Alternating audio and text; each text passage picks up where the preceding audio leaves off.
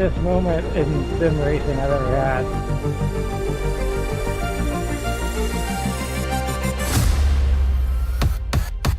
Ty Higginbottom is your 5th annual GTR 250 champion. The 17 will win 2 weeks in a row. Rookie Jordan Kalinian, first career win in the NASCAR Series. Jared Ireland well on his way to the checkered flag. Adam Wilson victorious at Dover. Andy Hurdle first career win in the NASCAR Series. C.D. Magram to the checkered flag wins the Kyle's Fried Chicken and Barbecue 175. This win is going to punch his ticket to the 5th annual Earl Ross Cup Playoffs. Charlie Sears wins at Monza. Who is it going to be? Contact to the line! Kalinian gets turned. C.D. Magram wins at Indianapolis. What a finish!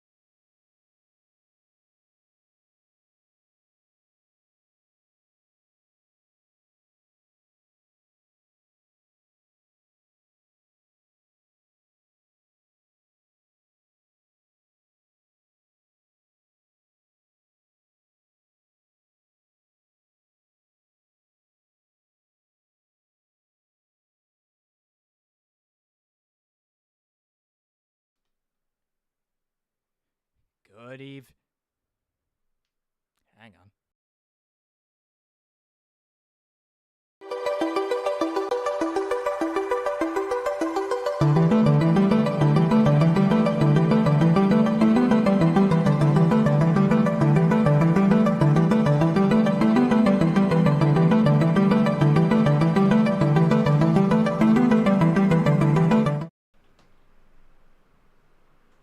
Okay, I think that's a lot better there. Apologies for a bit of a blank screen there for quite some time and what seemed to be a bit of a technical delay. But anyways, ladies and gentlemen, welcome aboard another live production of Canadian eMotorsports Network Action on iRacing, powered by Kyle's Fried Chicken and Barbecue. It's time for more Season 5 action of the NASCAR Series, where we head to the virtual Watkins Glen International, the penultimate road course of the season. Only got 2 more, including this one as the season goes on, but it is the round of 12 finale, where for the first time here in these 5th annual Earl Ross Cup Playoffs, 10 drivers will be moving on. 2 drivers are going to be going home, ineligible to contend for the Earl Ross Cup. It is the Rampage Coffee Co 110, round 17 of 22 on the overall schedule at the virtual Watkins Glen International.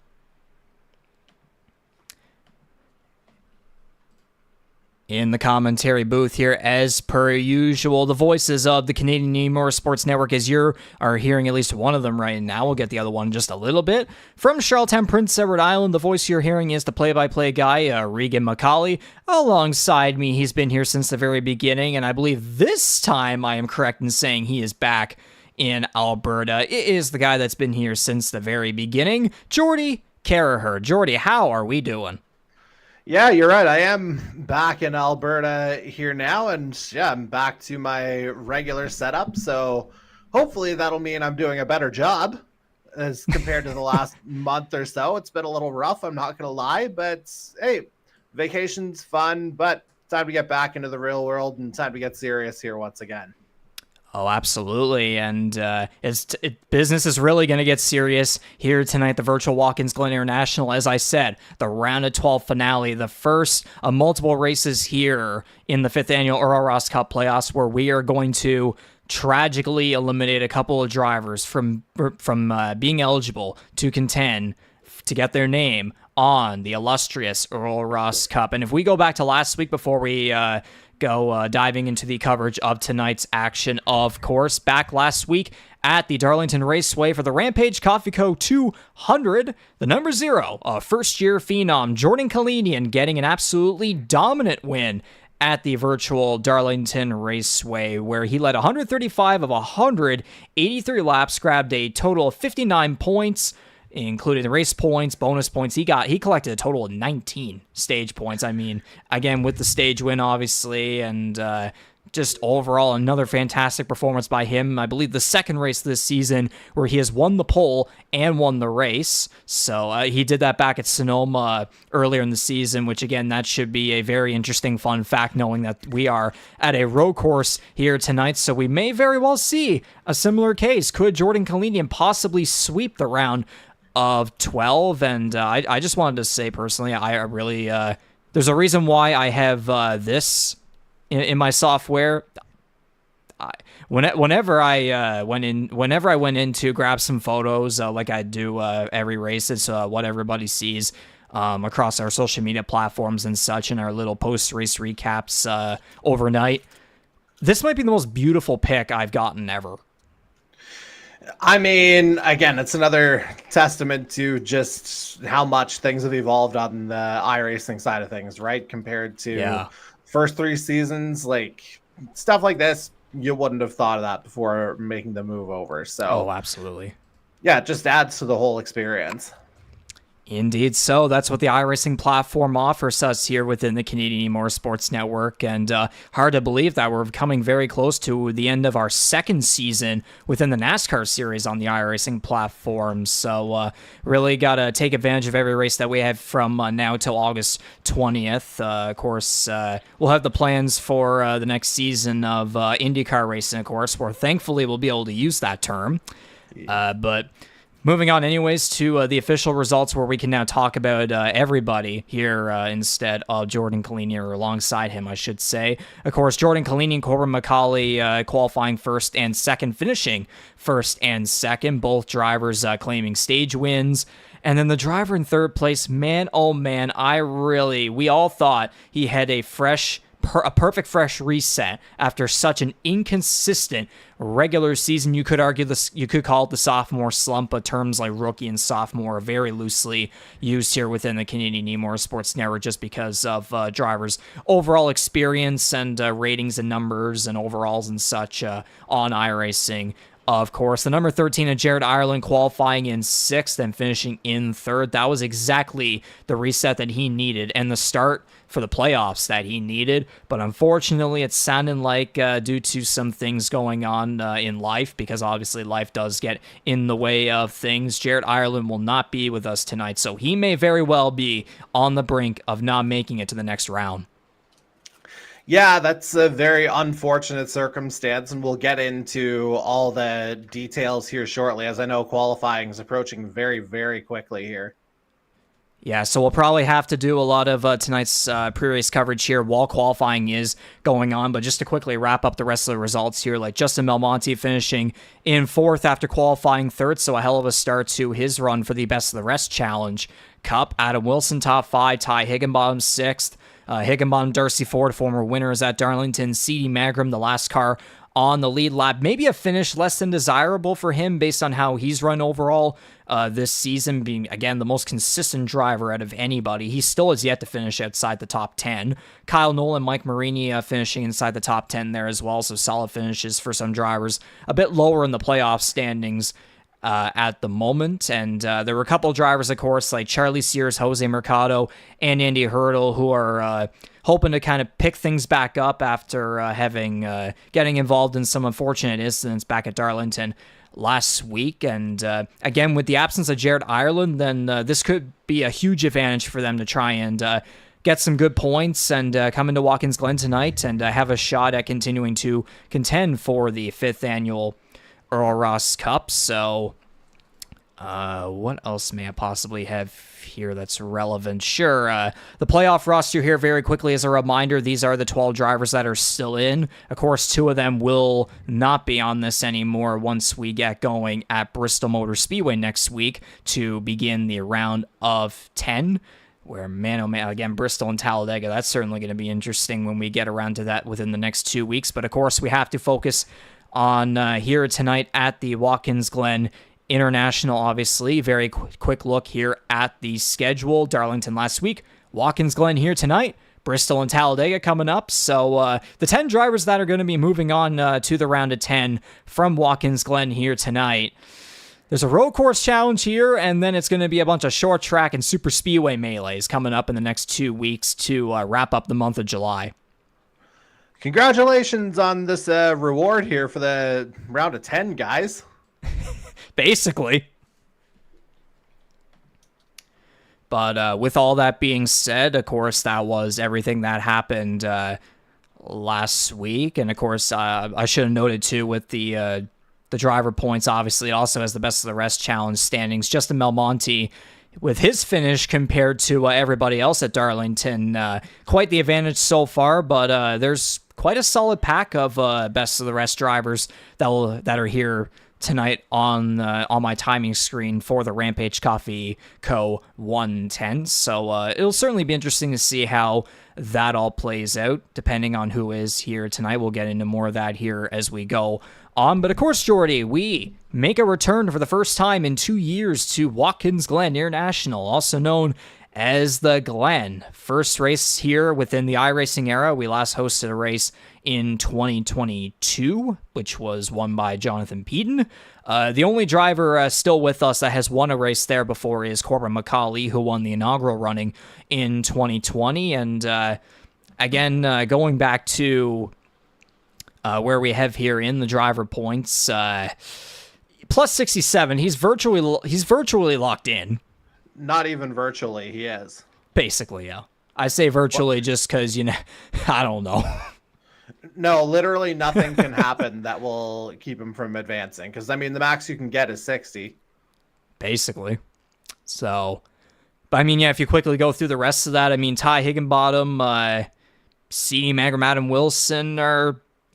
You could call them arguably relatively comfortable, but again, you never know. But then you got drivers like Darcy Ford, Kyle Knoll, Andy Hurdle, who are far from out, and they still need to have some good runs here tonight to still have a shot moving forward. And then you got a 4-point difference between Marini and Sears, and then Jose Mercado down at the bottom with -7. So it's going to be interesting to see how it all plays out, especially with the absence of Jared Ireland at +30, which pretty much the best way to put it is those bottom 3 drivers in particular, they're going to need to have some really, really good days, or a really good race here tonight if they still want a shot. And again, it's going to be interesting. Yeah, no kidding. And yeah, we'll see what happens once we start to see some times being set. And of course, we'll go over kind of the ramifications of everything here as qualifying progresses.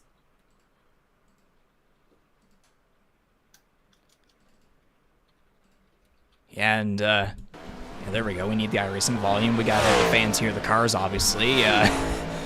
There's the 41 of Jose Mercado, which it should be noted that there were some officiating decisions made heading into tonight's race where because of an incident that occurred in the early parts of the Rampage Coffee Co. 200 at Darlington last week, Jose Mercado is going to start at the back. No matter where he qualifies, he's going to have to start at the back. So we're going to see how he's able to progress his way up to the front here tonight. And again, too, Jordy, we've been both going through some interesting statistics with a lot of the drivers between all the road course races that we had during the regular season. And Jose Mercado, the average total points that he's gotten over those 3 races that we had before the playoffs, man, oh man, what a run.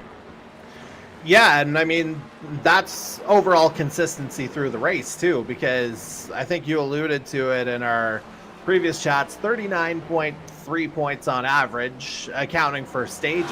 But if we even break it down further, his average finish on the 3 road courses so far has been 6th over the course of the year. So there's, highlighted by a 4th at Sonoma, top 5 in Monza as well, 9th at Coda, but certainly you see the momentum built over the course of the year. And, that 6th place average, that is good for tied for 4th among our 12 playoff drivers. And he knows he's got a bit of a hill to climb. So this qualifying, as much as anything else for the 41, this is an opportunity for him to, really explore some lines, figure out where he can be fastest, where he can be absolutely on the limit.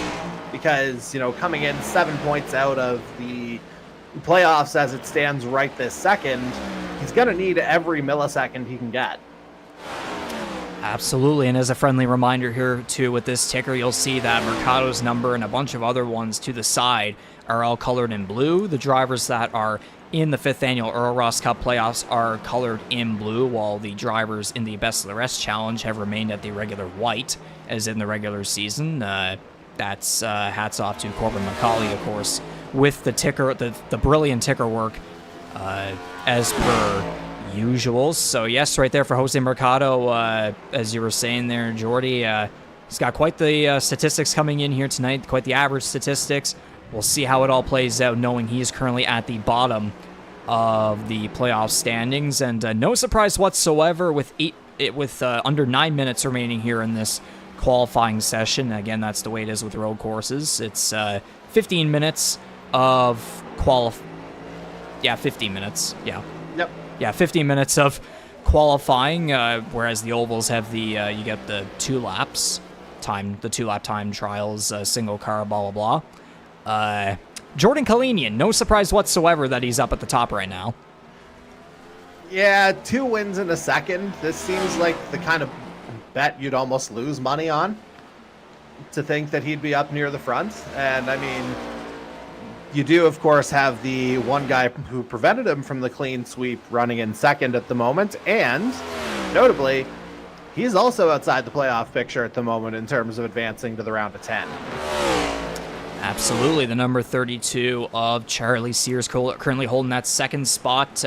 His road course finish has certainly improved as the regular season went on, where he started off with a 12th at Circuit of the Americas. At Sonoma, he then improved to 6th. And then at Monza, we saw that hell of a run that he had late in the race to capture his first career NASCAR Series Powered by Kyle's Fried Chicken and Barbecue victory. So, again, though, besides that win, it's just the consistency has been still very rough for the guy in his first Canadian E-Motorsports Network season in a stock car.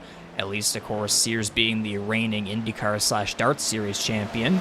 So far, looking pretty fast here tonight at Watkins Glen. This race is going to be absolutely massive for him to try and still remain eligible for the Earl Ross Cup.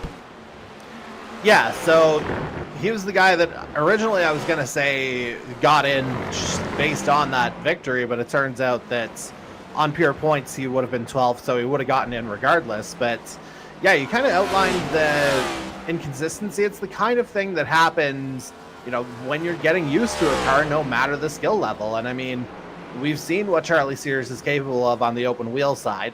We've seen his road course prowess over the course of the year in the stock cars. So this feels like it could be the kind of race that's just coming along at the perfect time after effectively becoming collateral damage last week at Darlington.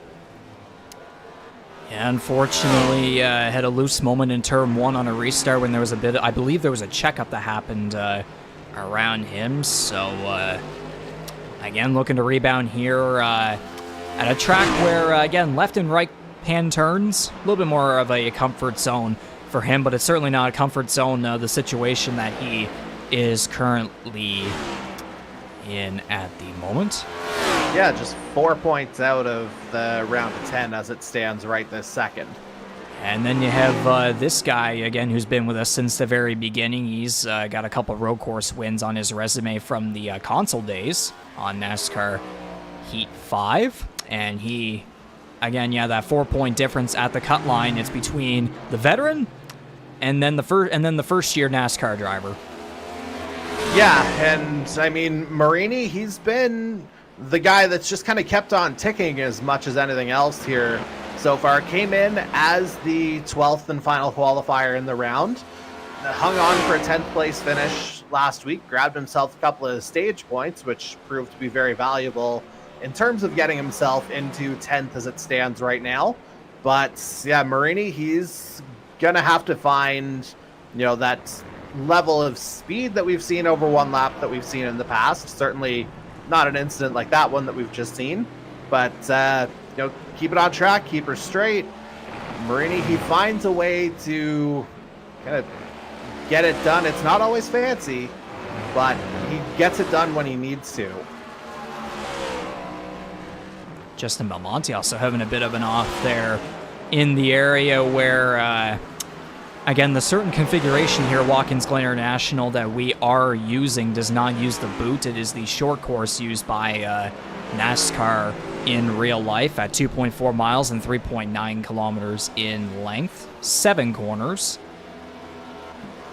Yeah, and I think, we do have the hot lap, but I don't know if you read the message that I sent. It's something that we'll probably handle post-qualifying while you're doing race control, if it's possible.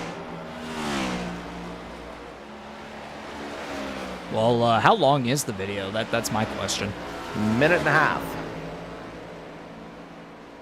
We could breeze through that. Yeah, I mean, you're killing 2 birds with 1 stone by doing that, certainly. Maybe it wouldn't hurt to do it as soon as qualifying comes to an end, because again, we still have to introduce the starting lineup once this session comes to a close. And again, there's a bit of there's like a 30 or 1 minute countdown once the session comes to an end, where drivers can just kind of cool down. I think it's the cool down period. Okay, so there's a little bit of a window there. That works. Yeah, we got under 3.5 minutes left here with Jordan Kalinian, of course, leading the way, because who else would be? But again, we're seeing that ultimate greatness out of the number 0. Definitely one of the better campaigns that we've ever seen by a driver in the first year with us in this series. Jose Mercado is still holding firm in that second position. Man, oh man, after a bunch of stuff that's happened within the last week or so, and at the Rampage Coffee Co. 200 at Darlington, man, oh man, what a message this would be. Yeah, I mean, it's hard to say it any other way. Mercado's kind of got his back against the wall here right now. And he's come through in these situations before. I think back to Phoenix in Season 3, which got him into the Championship 4. He was very much in that situation and, ultimately pulled himself up off the mat and got the job done. And, the pace is looking really good. It's just a matter of him being able to navigate his way through the field. And I was eventually going to get to this guy in the number 7 Duralton Ventures Chevrolet for 519 E-Racing, the number 7 of Andy Hurdle, who is also currently on the playoff bubble. He's faring it a little better than the guys behind him at plus 12, and we know Hurdle has a bit of that open wheel road course prowess to him. He's been all right on the road. He was all right on the road courses during the regular season. His one win coming at Charlotte, though, on an oval, so maybe a little bit of irony right there, but we know the guy has certainly wanted to improve on the ovals as well, considering that prowess he has with the left and right hand turns. Plus 12, again, better than plus 4, but still far from in. Well, I mean, outside of, a couple of guys, Hurdle's one of the select few who's actually got a road course stage win this season as well, stage 2 at Monza. So very, very comfortable on this, and he's a guy that's certainly admitted to that himself. And yeah, he didn't have a great week last week because obviously he got collected in a couple of incidents, but ultimately, this was potentially always going to be a fallback for him. As my God, I just had the picture get clear. A couple of guys into the 111s, Kalinian deep into them. Yeah, almost half a second separating him and then the guy that in recent weeks has... it's been these two basically being magnets to each other. The number 17, Corbin McCauley, being the only active remaining past winner here at Watkins Glen. Of course, as I mentioned earlier, the winner of the inaugural running in 2020. Only 4/10 off of the 0. These two finishing 1 and 2 back at Darlington last week. Yeah, but I mean, qualifying's one thing. Maintaining that race pace is another entirely. And, you know, with guys who are kind of desperate to get the job done here tonight, Kalinian and McCauley, of course, both officially through. Kalinian with the win, McCauley on points. You know, there might be opportunities here, but, you know, the overall speed indicators here to start would suggest a 2-horse race, maybe in the early going at least. And oh no. Whoa.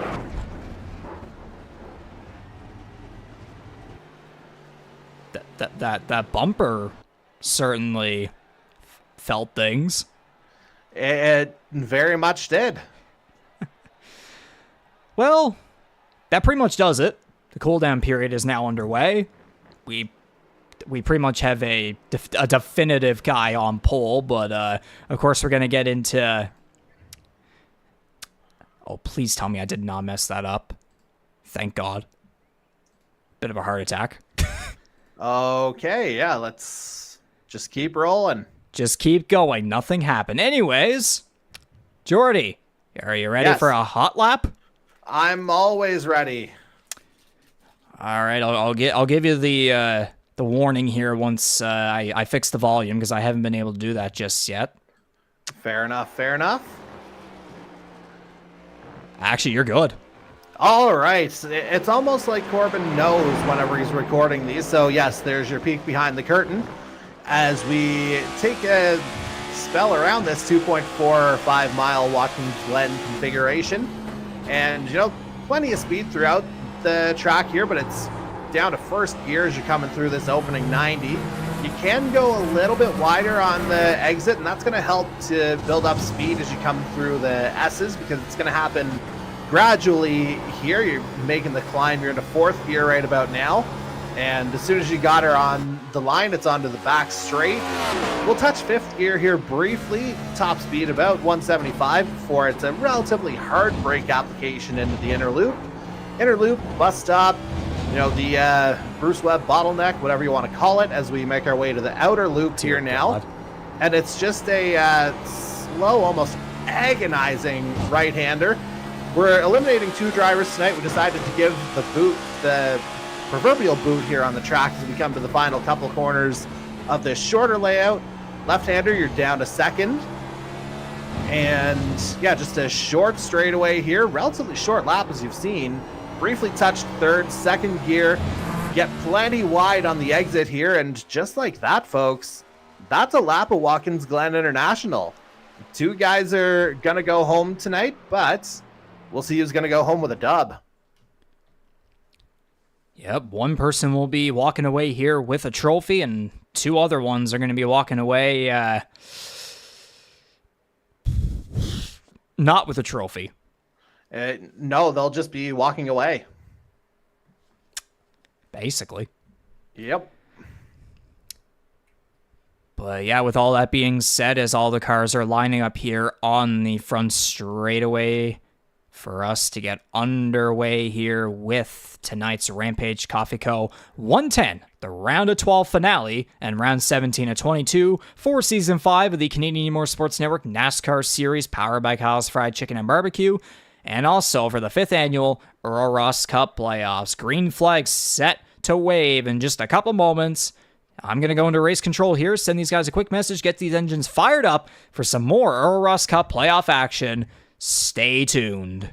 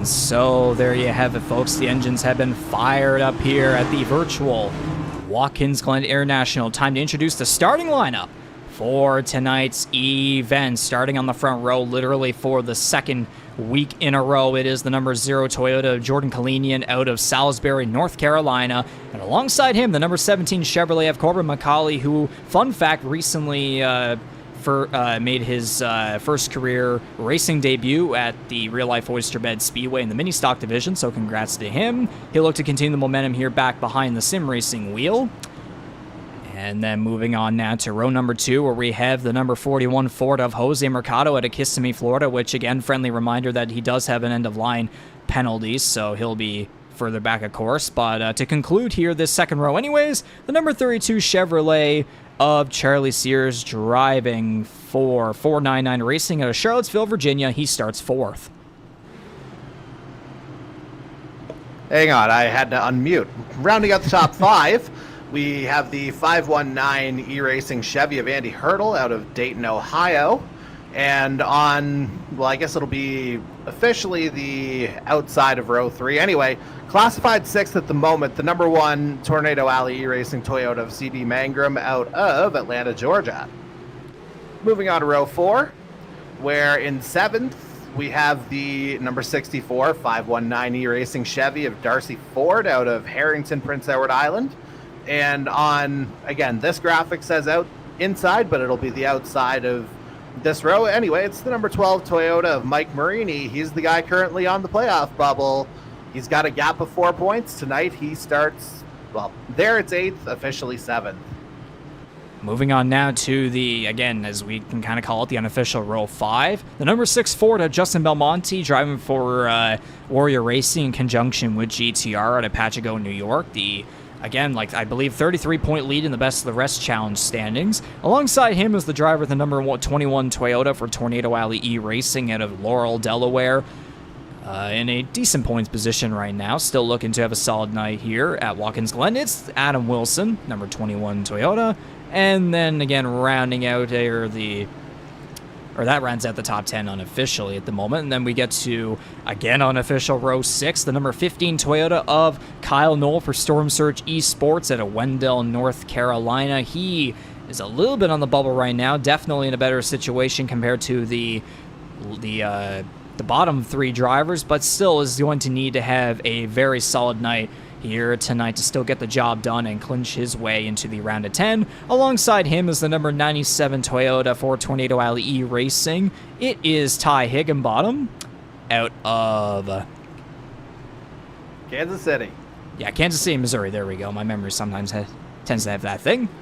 Well, again, there's been some changes on that front, too, as we move along now to row 7, where we find the number 9 Toyota of Jason Heaney, driving out of Altoona, Wisconsin, and yeah, he's part of the Koopa gang. And he finds himself with the number 77 GTR Ford of Hunter Young out of St. Catharines, Ontario, listed 14th, will start 13th. Moving on to row 8, where we find the number 33 Toyota of Trevor Binns out of Winter Haven, Florida. Again, yet another one of the Koopa gentlemen there, as we see Tom Janikowski out of Appleton, Wisconsin, his number 93 Chevy. Again, listed 16th, will start 15th. Now moving on to the final 3 cars here, we're on row 9 unofficially, the number 80 Toyota for Koopa's Racing out of Georgina, Ontario. It is Mark Ouellette, and alongside him, the driver of the number 10 Chevrolet for 519 Racing out of London, Ontario. It is Jason Butler. And then to round it all out, where we have the number 16 Chevrolet of Ryan O'Toole out of Portland, Oregon. He starts technically 18th because Jose Mercado is, again, has that end-of-line penalty. So that is your starting lineup for tonight's Rampage Coffee Co. 110 at Watkins Glen International. Quick race analysis, 45 laps, 110 miles, 10 laps, stages 1 and 2 each, and then final stage, 25 laps, pit road speed 40 miles per hour, fuel window is about 14 to 17 laps. We have had a pattern of early goers and late goers, so that's why it is a little bit spread out, even though we were told not to do that. But anyways, green flag waving, we're racing at Watkins Glen. And Cal Surprise, it's Kalinian and McCauley leading them into turn 1, but look at this lunge here from Mangrum. Magrum up to third. Hey, why not try to go for the, track positioning here and, everybody going to the outside?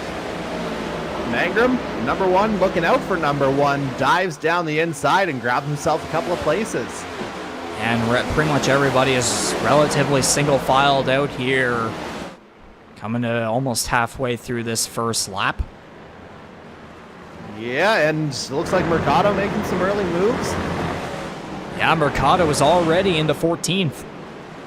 And, I mean, we saw just how fast he was in qualifying. Again, kind of a free additional practice session for him, knowing that he was starting at the back. So a little bit of time to experiment still might serve him pretty well here over the course of the evening as he fights to advance.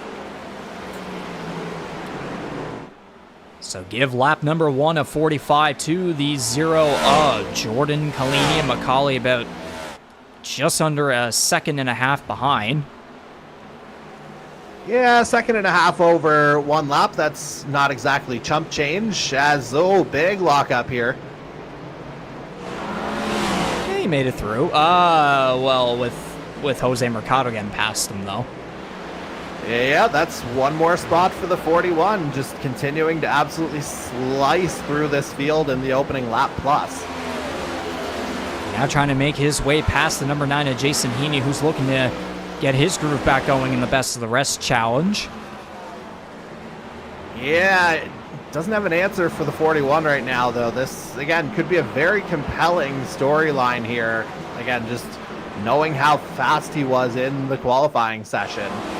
And, knowing what's at stake. Oh, boy. Yeah. Charlie Sears went almost right to the wall there, coming out of that quick right bank turn. Yeah, Sears very nearly missed the target there, for lack of a better term. Possible trouble for Marini. Yeah, she's getting a little smoky there. Kyle Knoll and Adam Wilson are going to try and take advantage going into turn one.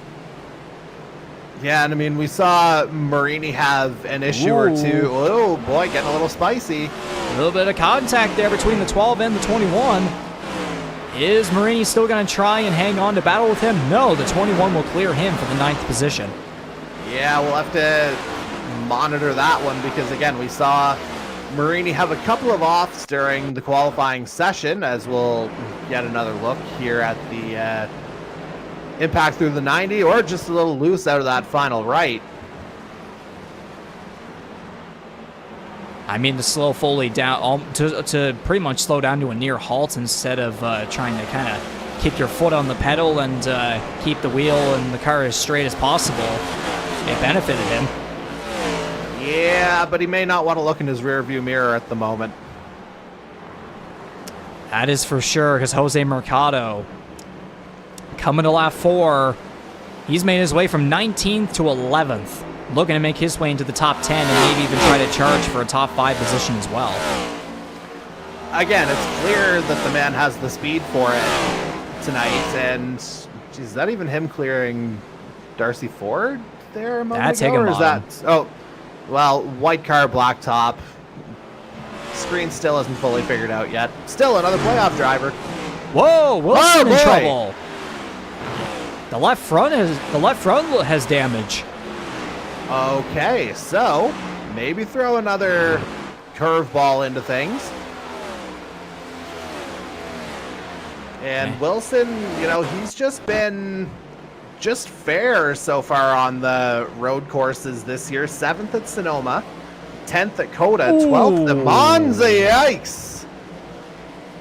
Yep. Got loose off the curb and it sent him right into the wall. Hard.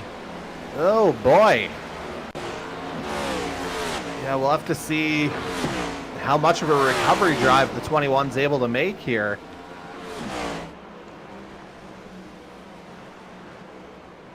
And for right now, being in the playoff standings at plus 24, I mean, it's kind of comfortable. Maybe not too much. Again, it's far from in or far. It's far from in, far from out. It's basically around the halfway mark of the 10 drivers that can make it through. So He's definitely in a better position than a lot of other drivers, but still, though.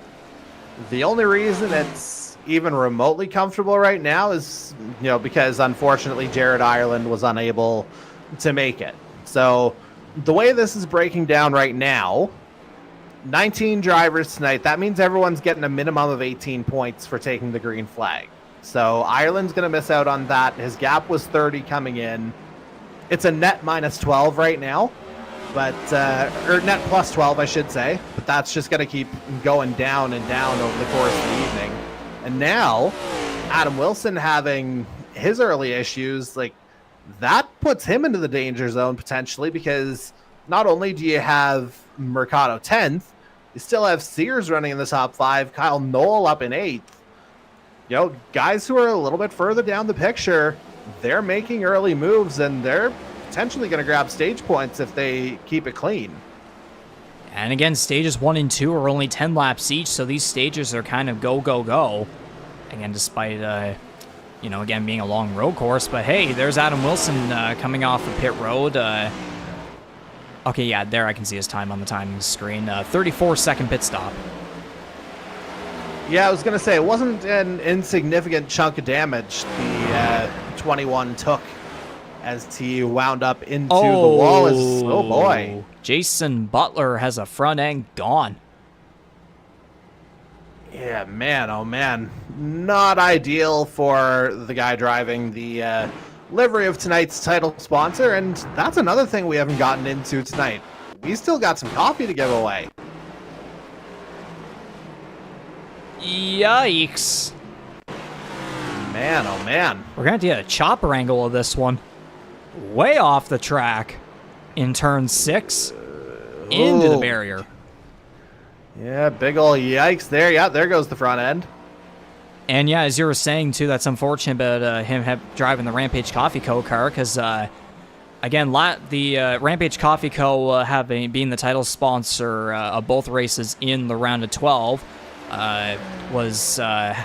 we were thrilled to learn that they were offering a free coffee bundle with a bit of a contest for certain drivers in the round of 12, where the top 10 finishers at the Rampage Coffee Co. 200 at Darlington would then be eligible to go to Watkins Glen here tonight and have a shot to win a free coffee bundle. So right now, those top 10 finishers from Darlington, it's whoever is the highest finisher of them here tonight gets the bundle. And Jordan Kalinian looks like he's certainly a coffee lover. Yeah, he is just driving away from everybody at the moment. Although, I will say it looks like we got a pretty good battle for 4th going based on the times. Yeah, these 3 right here, you could arguably cover them with a blanket. CD Manger, Mandy Hurdle, and Charlie Sears, 3rd through 5th. And again, these are 2 drivers right here that are, or at least one of them is nearly on the bubble. One is under the cut line. Yeah, one's outside looking in right now. And again, Andy Hurdle winning earlier this year and getting a little further up the standings and finding a little more consistency, that gave him a little bit of a security blanket with everything that happened last week. But this is the time where he's got to show up. And speaking of showing up, how about this 41 continuing his trek through the field? Jose Mercado has made his way into the 8th position, and thank goodness after what happened last week that the driver behind him, they were able to keep things competitive and clean this time around. Oh, geez, I didn't even catch that at first. But yeah, absolutely. Everyone knows what they're racing for here tonight. And, you got to go hard, but it's got to be sensible at the same time. And you see that gap already being pulled out by Mercado. This is a man on a mission here. Yeah, Knoll stayed all the way up to the high side as Mercado went for kind of a dive bomb right along that extra surface, and he was able to easily get by him. Yeah, just got a fantastic run, and yeah, not really a whole lot you can do to defend, that level of speed coming at you.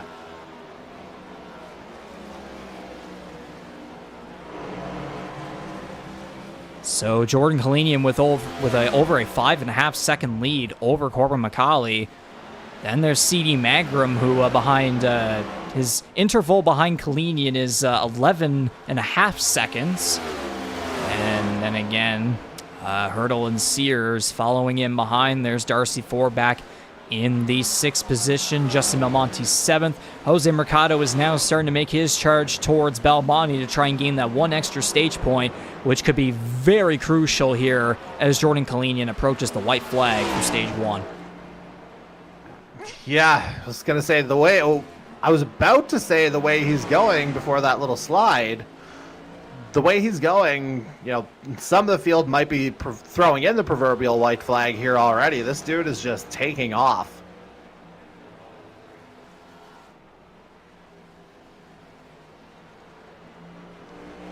And if I were to go to here, my spreadsheet of all of the winners here this season, including stage wins, poles, race wins, Kalinian is on his way to his 13th stage win. Yeah, he's gotten it right, 95% of the time this year. Like, again, when he's on his game, he is incredibly hard to match up with. And I mean, you're even seeing Corbin McCauley trying to even stay within visual contact as much as anything else as they go through that inner loop. If we were to go off of that a little bit. Sorry, what did I miss there? Trying to keep him in his windshield, but not by much. Hey, yeah. Yeah, no, not on that little mini straight. And there it is, stage checker flag, Jordan Kalinian. Yeah, almost academic at this particular juncture. McCauley second, Magram, Hurdle, and Sears will round out the top 5. Darcy Ford looks like he's going to get 6th. And we kind of caught it a little bit, but Jose Mercado was able to get past Justin Belmonte for the 7th position. Kyle Knoll is going to take, so Belmonte 8th, Kyle Knoll 9th, and Mike Marini's going to round out the top 10. And interesting how Ty Higginbottom finished outside the top 10. Yeah, I mean, Higgy with multiple wins over the course of the year, I'm not necessarily concerned by his standing, and I mean, if you look a little bit closer, road course is not always the strong suit for the 97, but the guys who have needed the points, they're digging in here tonight. I kind of like it.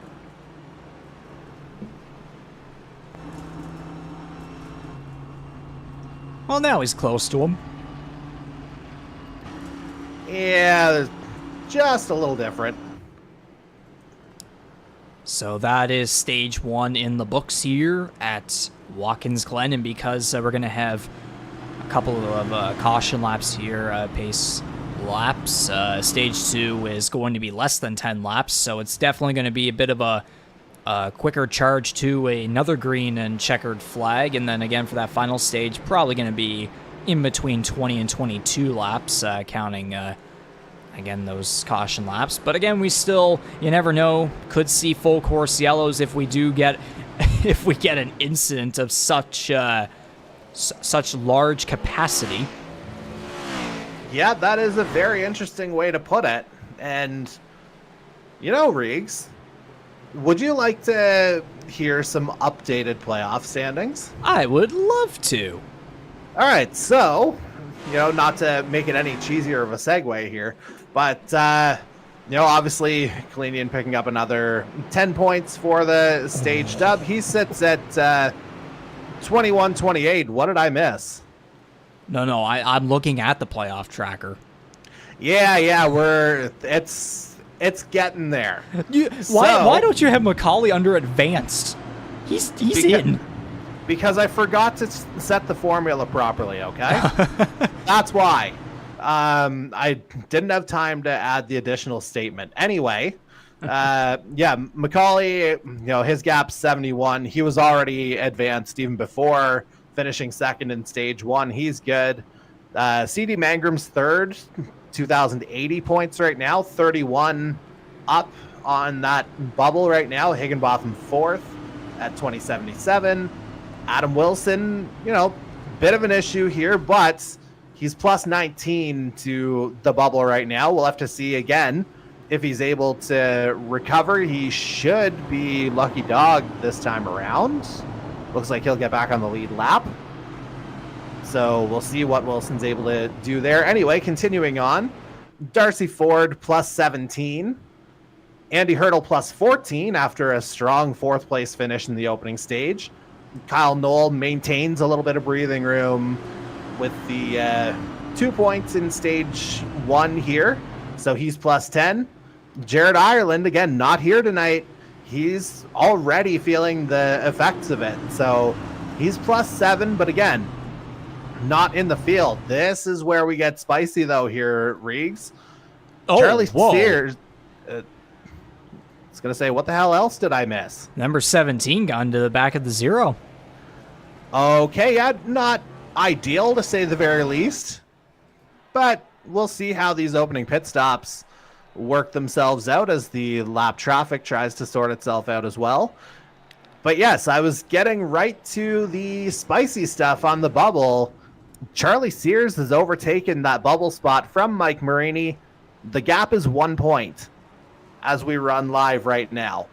Ooh, there are a lot of drivers taking some risks here.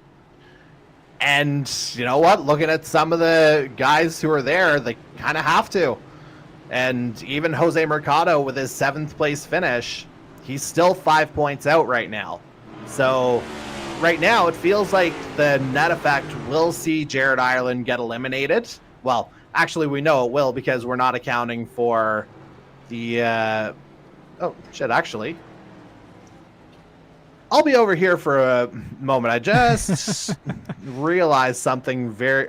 Well, no, it's still ultimately the end result. The bubble's still won. I just forgot that I'd already accounted for the 18 finishing points for everybody else, the minimum, that is, and not for Ireland. So technically, Ireland is still 5th right now, but if you think of it in a net context, that's where he is at the moment. So I believe from what I can tell from the pit stop times, Macaulay, Binns, Heaney, Kalinian, Janikowski, Ouellette, O'Toole. Oh boy. Oh boy. Oh boy.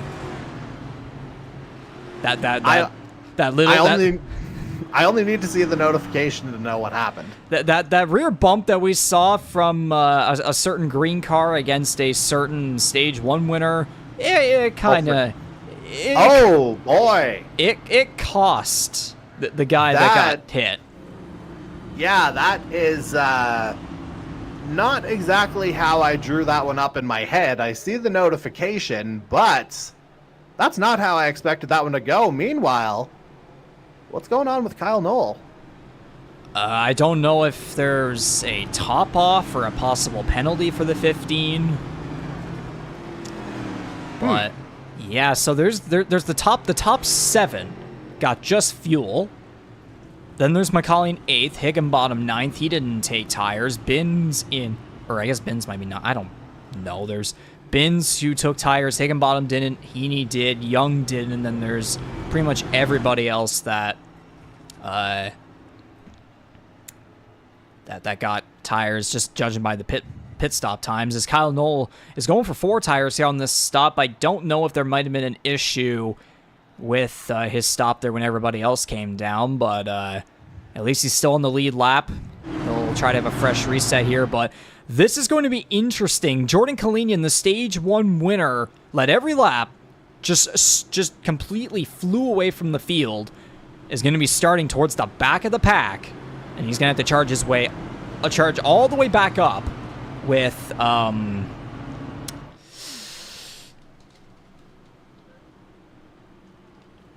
So literally, if there's anyone in the field who can affect or who can handle that, it's the 0. So what? I think judging by the math, it's going to be 6 lap shootout. Man, that's an unfortunately long caution period, I have to say. Well, yeah, everybody had to catch up. Then I believe everybody was just having to catch up. Then they came down pit road, and then they had to go back around one more time. I don't, even my memory is serving weirdly because of how long that was. Yeah, and just thinking back to Monza here, like Jordan Kalinian, he had an equally strong effort there in stage 1, was able to fight back into a fourth place position, but something similar happened between stages 1 and 2. I believe he started around 11th or 12th in the stage. We'll see how he carves up the field as they're getting ready to go. This might feel like it's a little more open now. There was we just quickly had the roll bar, the hood camera on Jordan Kalinian's car. That's the whole pack ahead of him that he's going to have to try and get back through to get back to the front. Green flag in the air, stage 2. It's going to be a short one. Are we going to be almost 3 wide going into turn 1? CD Magram holding firm thus far, but it looks like we might have some double file action here. A couple cars down. There's the 17. Oh, contact with Darcy Ford. He saves it. Oh, man. How was he able to hold on to that? Because that wasn't just a bit of light work either. Unbelievable. Oh, contact. Marini goes around in front of a whole pack. He spins away from everyone else, though. Thank goodness. Yeah, I was wondering if, like, I know he was around Trevor Vins in the field, and I know he locked up earlier. Wait, was that Belmonte spinning? No, I think he might have had a moment there, but I think he's still going. Yeah, it looks like he's still listed in 7th. And after all that, Kalinian's 9th, or going for 8th now. Yeah, that feels about right. Trevor Vins down pit road. Or no, it's not. No, okay, nope. I said things too quickly there. That was a visual trick. Yeah, just taking that right-hander on that out-in-out cornering approach, which is what you want on the road courses.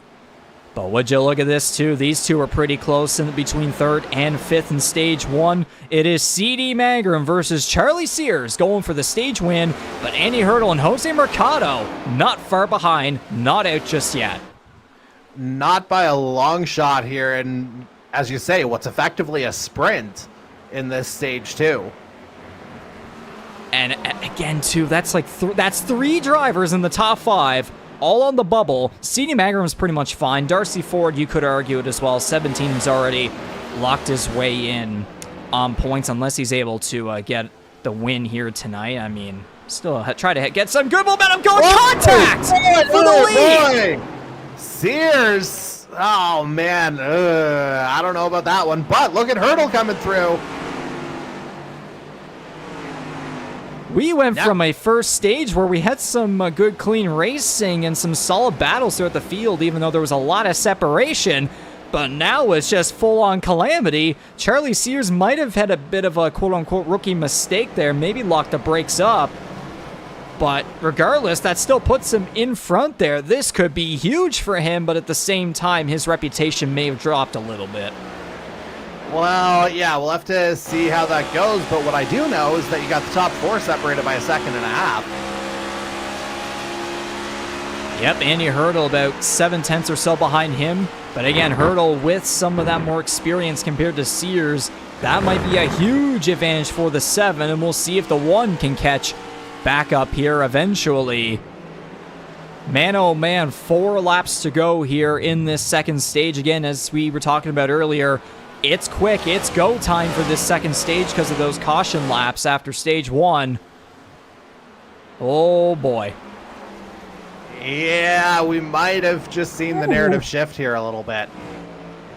Mike Marini back here on the lead lap after that spin. He's in 17th. He's going to have to pick his way up somehow. Jordan Kalinian, through all that calamity, no issues. He's in down pit road. You were saying? Oh, boy. That aged interestingly. I was going to say, what were you saying about speaking too soon? Oh, what's going to happen next? Well, I'd be very curious to see what happened to one Jordan Kalinian, and who's that in pit lane behind him? Butler? Okay. Who said Watkins Glen couldn't be fun? What is happening? I mean, everything is happening. Is this it? Maybe this is a strategy game because he's not up for. I mean, again, Kalinian doesn't need to get stage points. He's already well on his way into the next round because of the win last week. So it's like maybe he's playing maybe a long strategy game. I mean, why not at this point? And so Charlie Sears with about almost a second lead here. Andy Hurdle, a bit of a decent gap in front of him and behind him, almost equal. And then Magram is trying to hang on over Mercado and McCauley for the third position, as Charlie Sears is going to take that next lap. We now have 2 laps to go in the second stage. Yeah, and again, it'll be very interesting to hear the take on what happened between Sears and Mangrum there, a couple laps ago. But ultimately, that could be what propels Charlie Sears into the round of 10 here. Because again, he's +1 to the bubble right now. And Marini's outside, so that would be 10-point differential between those two. That's a bit of breathing room for old Chuck. 17 looks like he's trying his damnedest to get up to the 41 and past him just for that 1 extra point. But Mercado is holding firm here, and again, what has been a hell of a comeback story thus far after what happened last week at Darlington. But Charlie Sears making his way to the white flag for stage 2, and this right here could be the ultimate fate in whether or not he can move on to the round of 10. I mean, it certainly is going to help him because he's, maximizing his chances in this respect. I mean, top 5 separated by less than 3 seconds on a road course. I don't hate that. Ryan O'Toole possibly have a moment. Yep, he did. Oh, boy. But a couple laps ago. Yeah, that was slippery out of that last left-hander. Now can Charlie Sears try to hang on over Hurdle here? The gap has slightly shrunk. Yeah, kind of around that 6th, 7th, 10th range there that you were referring to earlier.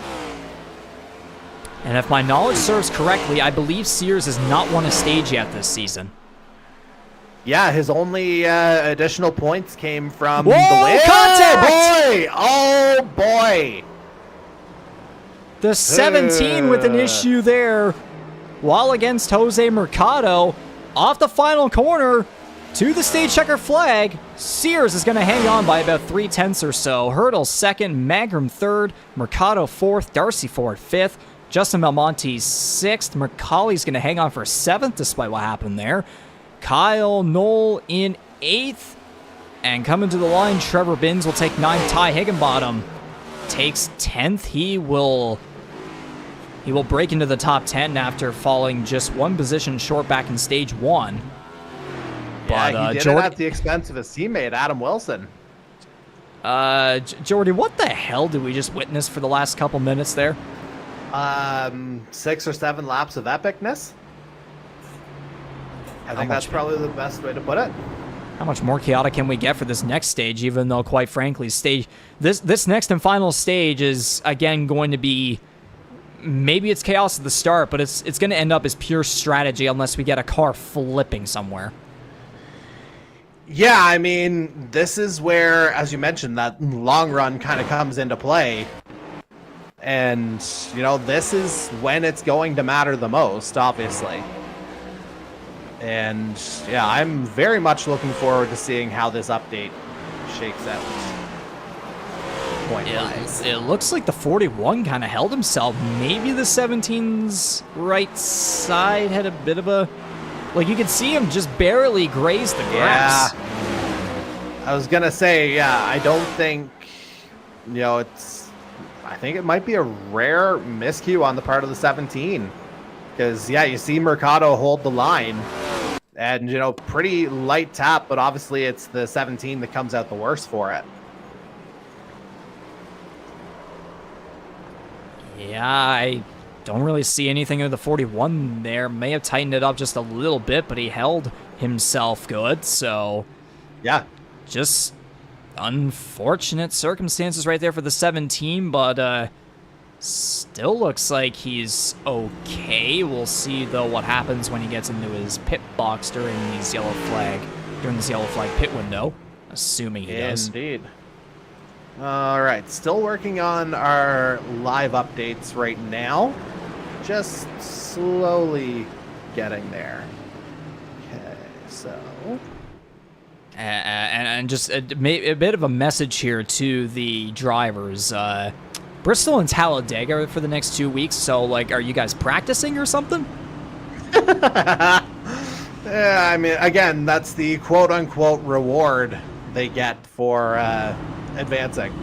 Practicing for the greatest reward of all time. You make it past the first round? Screw you.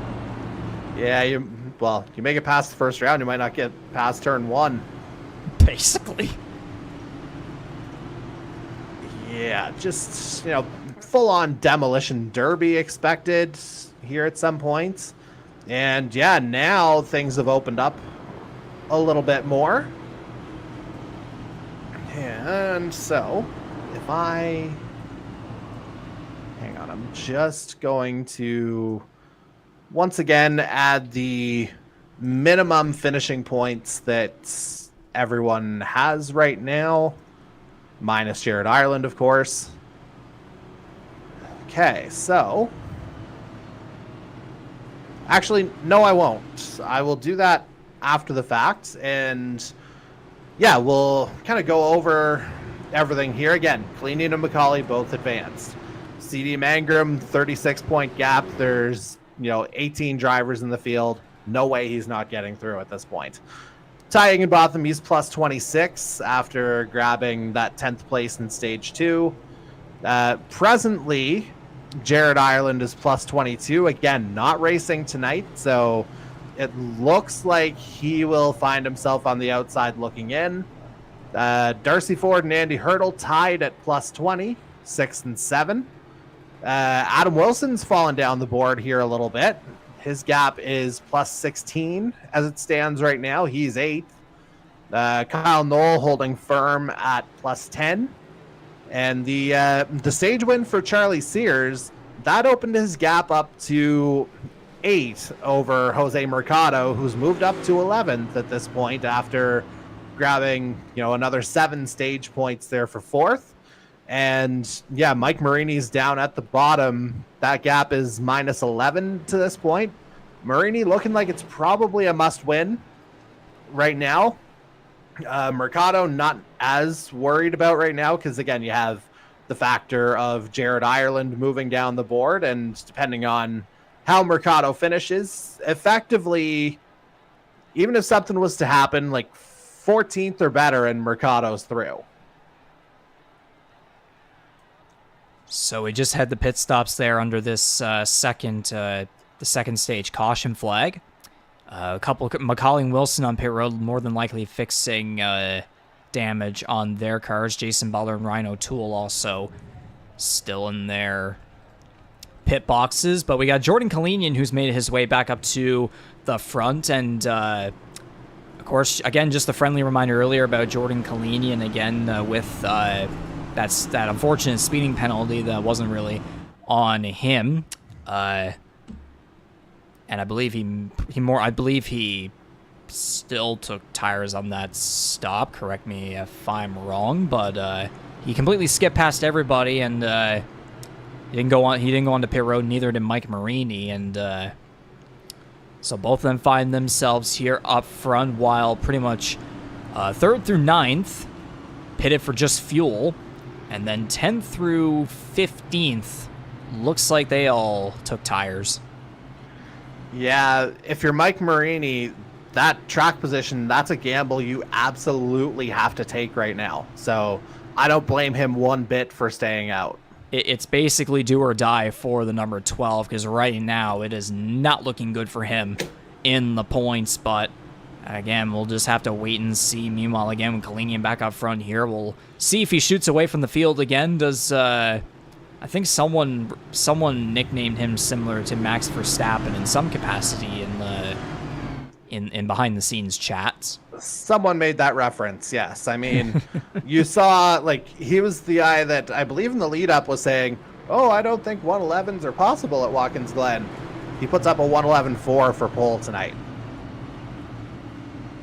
So it's Kalinian, Marini, Sears, Magrum. That's the top 4. Jose Mercado in 5th. Still a little bit on the outside looking in as, you just upload the tracker there. Yeah, Ireland at +4. Yeah, like you said, there's pretty much no way unless there's a couple drivers here.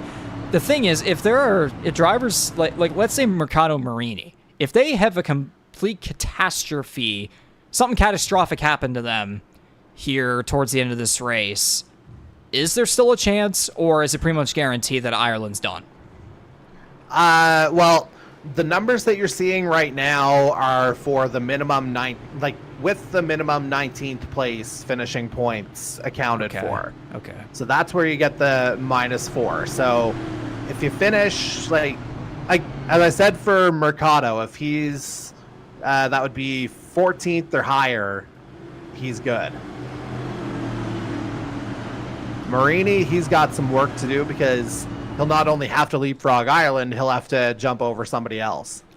So we could have the round of 10 field set at the moment, but again, anything could still happen here in this third and final stage of the Rampage Coffee Co 110 at Watkins Glen. If the playoff field is set, then it's just a matter of who is going to walk away here with the trophy and who may walk away with a free coffee bundle from Rampage Coffee Co. The iRacing safety car is going to pull off.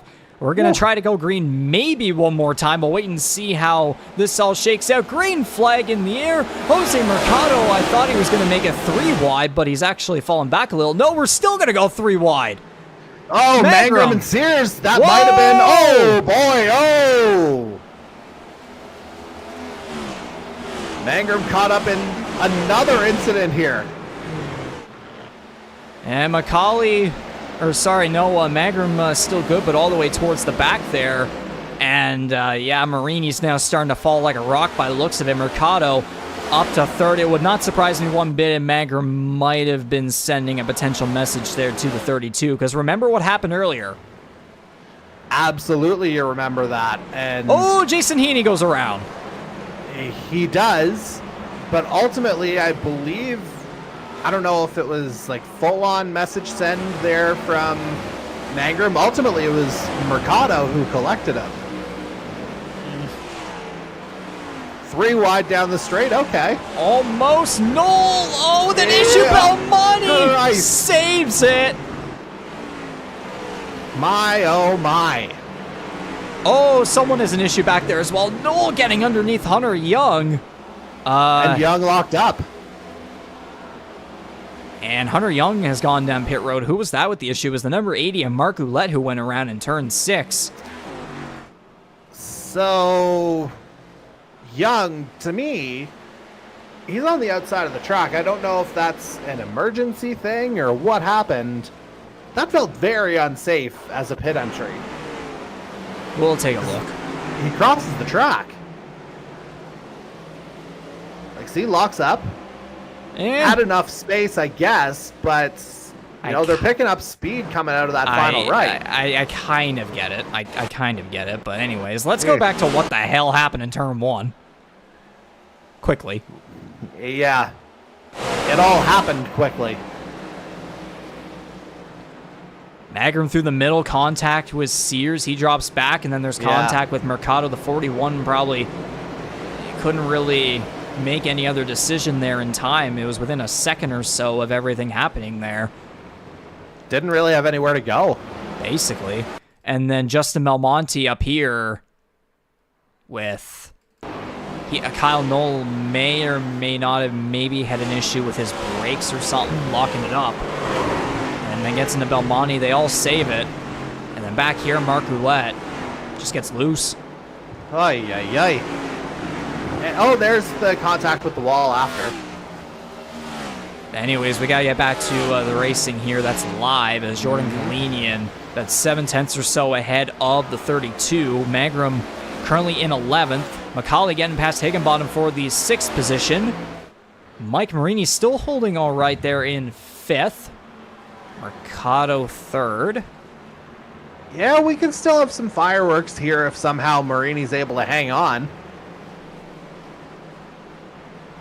We've reached 19 laps to go here in the Rampage Coffee Co 110, and I was hoping to do a little certain thing at some point here. I knew, I had a feeling it was not going to work for immediately after the restart, but now that everybody has kind of single filed out and separated just a little bit, we might as well get her done. But of course, every single live broadcast, we must shout out the sponsors and partners that are with us here supporting the Canadian E-Motorsports Network. Kyle's Fried Chicken and Barbecue, our title sponsor for the NASCAR Series.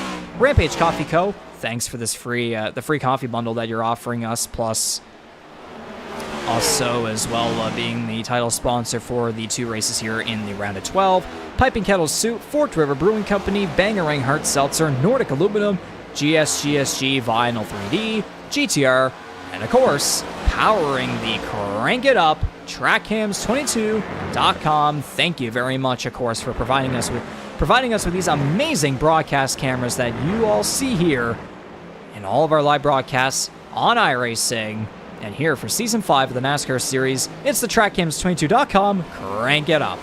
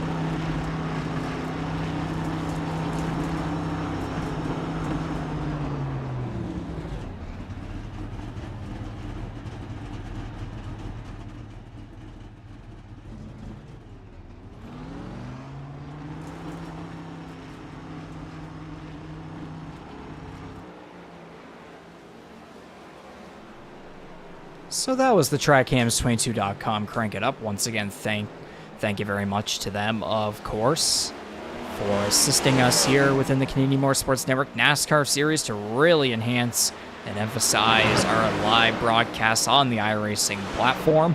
But anyways, back to the racing here. We've had a couple cars come down pit road, and most notably, Mike Marini and Kyle Knoll, judging by the pit stop times that I see, no tires.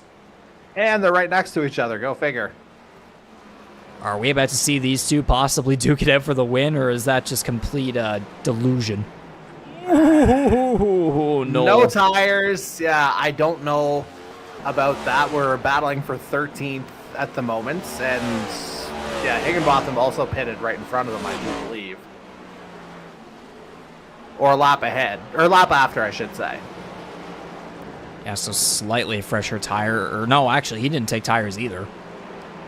Okay, so maybe the wear's a little bit better than we were thinking. Hunter Young with an issue. Oh boy.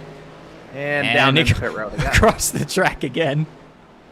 Yeah, at least nobody immediately coming up on him that time. Jason Heaney going to go for just fuel. Ryan O'Toole is coming down with still a bit of a couple scrapes and bumps on the left front. Yeah, so at this point, like, again, our initial thoughts on tire wear might have been, a little bit over exaggerated. It seems like guys are comfortable with what they got under them, and yeah, just kind of content to run it out to the end. Looks like McCauley's going to get past Hurdle for the 4th position through turn 1. Couple cars coming off of pit road. But with 12 laps to go, McCauley advancing through the top 5. Jordan Kalinian with now a 5-second lead over Charlie Sears. Jose Mercado about 2 seconds back of the 32. And then just a little bit more back by about half a second or so. Or no, sorry. 3 seconds is 17, then Hurdle is 8/10 back. There we go. Yeah, so maybe as a reminder for anyone paying attention at home, what did the fuel windows look like once again? About 14 to 17 laps. Okay, I'm just trying to remember when Kalinian came in last. It feels like he has to come in once more. Kalinian has not pitted in 16 or 17. Yeah, so he's got to be close here. Well, about that, Charlie Sears and Jose Mercado are down pit road. Okay, that's interesting. I didn't want to say it's a choice. It's just interesting. An interesting choice. Sure, we'll go with that.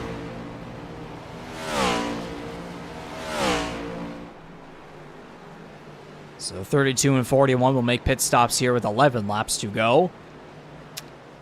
Yeah, Sears wasn't there anyway. Sears takes no tires. Mercado takes no tires. And Mercado, despite the EOL, taking full advantage of having that pit stall near the front. Yep, you still get to keep your pit box even if you get an EOL. Yeah, we'll see if that ultimately makes a difference for him. Gain a little time, perhaps.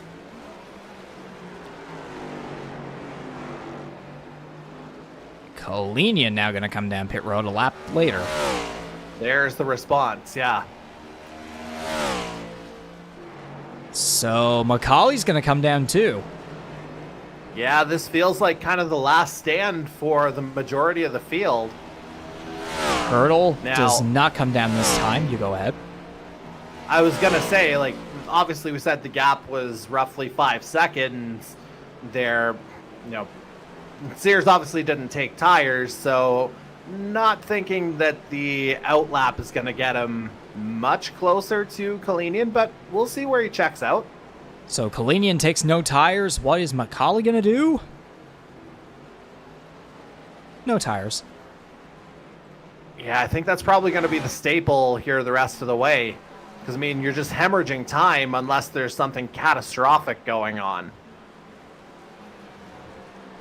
So 10 laps to go, or maybe 9.5 at this point. Andy Hurdle with the race lead by almost 6 seconds ahead of the 64.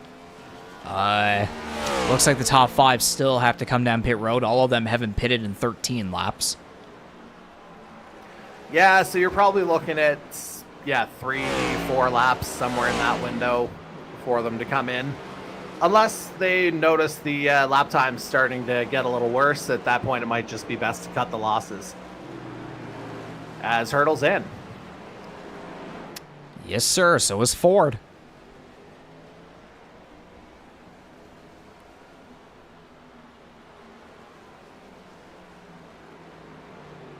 And Ryan O'Toole has definitely been in his box for quite some time. Yeah, that just might be the end of the night, unfortunately, for the 16 by the looks of it. Adam Wilson going to make his way down too, so we'll see what these guys decide to do. Hurdle, just fuel. What's Ford going to do? Again, I think that has to be the choice at this point. It's basically just fuel, yeah, with 9 laps to go. Wilson still with a bit of a bruised up left front. He's going to go for just fuel as well. C.D. Magram is going to take the lead now as he and Justin Belmonte still have yet to cycle through. But when they do cycle through, it looks like it's going to be Jordan Kalinian taking the race lead with Charlie Sears 4 seconds back of him. Yeah, so not really a whole lot change there between those two. Again, only thing that could happen, and we saw it at Monza, if Kalinian happens to run into lap traffic here late, that's ultimately what allowed Charlie Sears to capitalize back then. Here comes C.D. Magram now down pit road. Man, oh man, has he had a stage 2 and stage 3.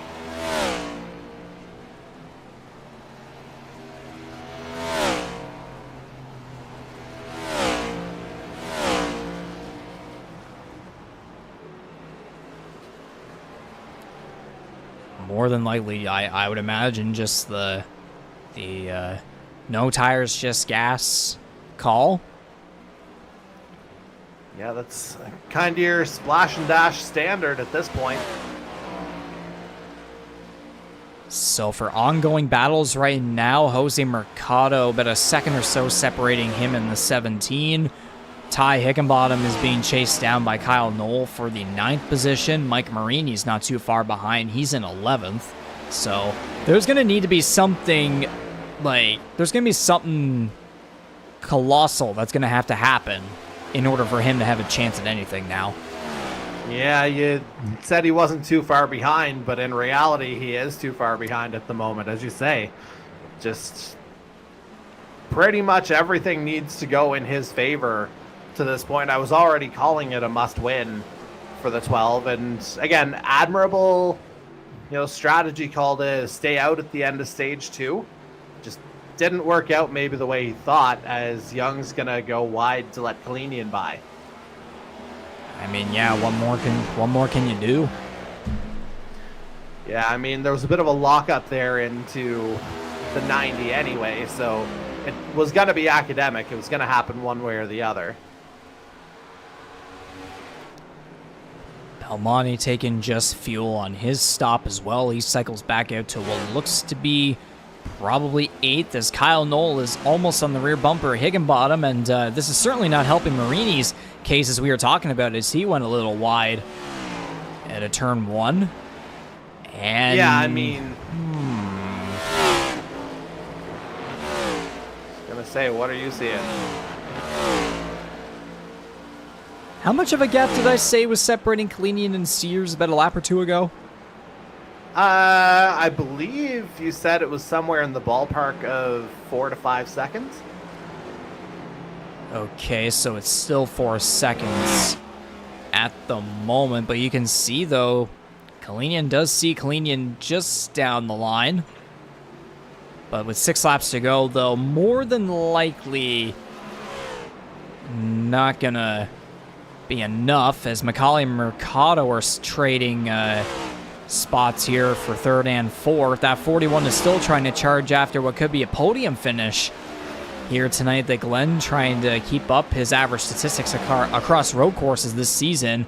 But then again, remember the 17 is trying to rebound from that little issue that he had right beside the 41 earlier in this race. But also recall, Mercado's results have been great on road courses. Tonight would be the most impressive of all, considering he did it with the EOL. Exactly. Like, again, I called him a man on a mission to start the night, and, he is answering any and all questions that anyone might have.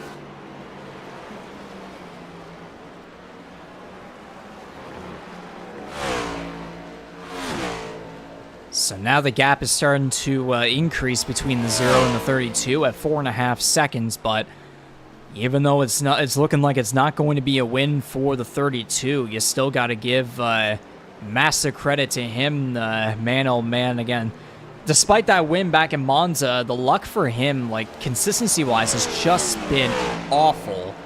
And again, we saw it back at Darlington where he looked a little solid, maybe had a top 10 finish in him, but then unfortunately got into the outside wall in turn 1 on a restart. Now here back using his road course prowess at Watkins Glen, easily going to make his way into the round of 10, but then again you got Bristol and Talladega coming up, so it's like you're going from this, it's kind of a little bit of a comfort zone to short track and super speedway. Yeah, round of 10 might be kind of survival mode here for Charlie Sears, although notably did grab that additional playoff point with the stage 2 victory, so that's going to help him out a little bit in the long run once we obviously do the reset after tonight. But if he can survive and somehow get to the Chicago street course or street circuits in the playoffs still, things could get interesting. We could argue that for Jose Mercado and Andy Hurdle as well, because again, we've been consistently talking tonight about how Mercado's been on the road courses this season, and of course Andy Hurdle as well is he's been a popular pick behind the scenes by many to be a potential underdog. If he makes it to the round of 8, that Chicago street course is right there as the first race between then and Auto Club. So he's right there. Could be a big opportunity for him if he's able to make it that far. But the thing is, though, for a bunch of these road course aces, they're going to have to survive short track carnage and super speedway pack racing. Although it seems like kind of what's been the pattern with most super speedway races here within the iRacing era has been usually, like every stage that starts off like kind of gets out single file, and maybe you'll have your odd chaotic stage finish, but usually drivers tend to wait until the very end. It wasn't perfectly like that back at the GTR 250 at Daytona this season, but it's kind of been like that. I believe that's how it went at last year's playoff race at Talladega. I was actually just pulling up the Season 4 standings as a matter of fact, or Season 4 results. That was, of course, C.D. Mangrum, a 2-time winner at Talladega. And, Jose Mercado, also a former Talladega winner, it should be noted, back in Season 2. So if he finds himself in do or die mode again, that could be coming to him at the right time. And let me just see. That's the other thing as well with Bristol. Talladega definitely going to be a lot more carnage than Bristol, I would imagine, although I will not underestimate either track, because anything's going to be possible in the round of 10, especially too. When we get down to 10 drivers, that's when the competition is really, really going to ramp up, because quite frankly, any of the 10 drivers that will be moving on could I would argue all of them will have a potential shot at the Championship 4 at Homestead, Miami Speedway, and Talladega's for sure going to be a race where we may see a surprise winner. Bristol, I would say 50-50. Like, there's been a couple races earlier in the season where drivers have had a couple worrisome expectations, but then the race ends up being pretty solid. Like, Dover was an example of that, and there was one other track that I can't perfectly recall. I believe we were referring to Nashville at that point. Yeah, I think it was either Nashville or Pocono. Probably a little bit of both, actually. So, yeah, that too. Yeah, now, obviously, we talk about, all the carnage of Talladega. Bristol, different challenge entirely. there's only so much space for guys to operate in. And then Talladega being the widest track with all the lanes imaginable, you're still going to get your good old super speedway pack racing drafting mayhem there. But we'll get into that in just a couple weeks' time, because right now we have to focus on this absolutely, once again, brilliant performance by the number 0 Jordan Kalinian white flag and the Rampage Coffee Co 110. The number 0 looking like he's well on his way to a round of 12 sweep. And hey, free coffee bundle from Rampage Coffee Co. Yeah, I don't think there's any doubt about that one. And, you know, it seems like the playing the long game strategy has worked out just about to perfection here for the 000. He appears to be on course to be number 1 once again. That'll be W number 6 or 7. I'm starting to lose track. Yes, 6. It was 4 in the regular season. And yeah, as you say, sweeping the round of 12 if he's able to just keep her on the track here. But yeah, we'll have to see what kind of ramifications we're going to have a little bit further down the field. We'll see here, too, if, as the penultimate road course on the season, is he going to try to repeat this at the Chicago Street Course if he can make it through the round of 10 at Bristol and Talladega, which, again, that's the reward. You're going on to a chaotic round. The number 0, Jordan Kalinian, he already did that last week. A bit of a slide there off the final corner, but adding on a second win here at Watkins Glen, the Rampage Coffee Co 110 goes to Salisbury, North Carolina's Jordan Kalinian. Charlie Sears second, Corbin McCauley third, Jose Mercado with an awesome comeback there in fourth. Andy Hurdle's going to come around to take the 5th position. Darcy Ford looks like he's going to take in 6th. CD Magram looks all good for 7th. Justin Belmonte 8th. Ty Higginbottom is going to try to hang on over Kyle Knoll for the 9th position. Looks like it is going to happen. And then, unfortunately, in 11th, and then there's 12th, Mike Marini and Adam Wilson. Marini's safe to say it looks like his Earl Ross Cup contention officially over. Adam Wilson, though, we'll have to wait and see on that one. But anyways, Jordan Kalinian, race winner. I was going to say he'll survive because of Jared Ireland not being here.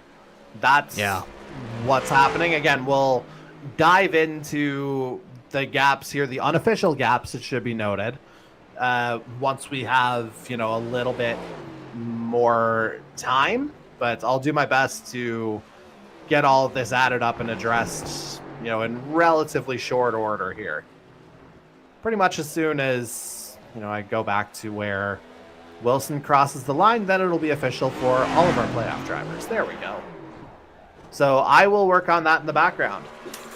And I believe Kalinian just got into the inside wall there when trying to spin around for his celebration. I mean, the guy's earned it.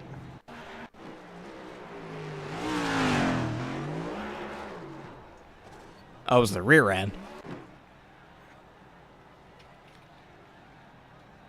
Okay. I was going to say, in advance, while I figure all of this out, I think you'll probably be able to handle any interview solo. If I think of something and I'm done, I will let you know.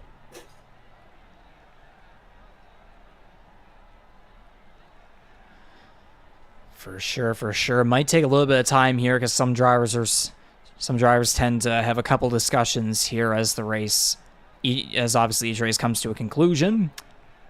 Looking there behind the scenes, Charlie Sears, not taking tires after the first stage. He really prioritized track position, just tried to save his damnedest and take advantage on pit road, of course. But I mean, hey, it worked out for him in the end with the second place finish and unofficially making his way into the round of 10, which again, for all the 10 drivers moving on, your reward, short track super speedway. Yeah, that sounds about right. Okay.